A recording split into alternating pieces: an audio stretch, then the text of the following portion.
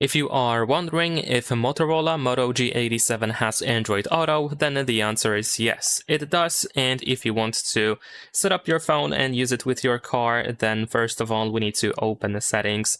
Then over here in settings, we're gonna go ahead and choose connected devices. Then we can go to connection preferences, and you should be able to find Android Auto over here in this place. So let's go ahead and select it.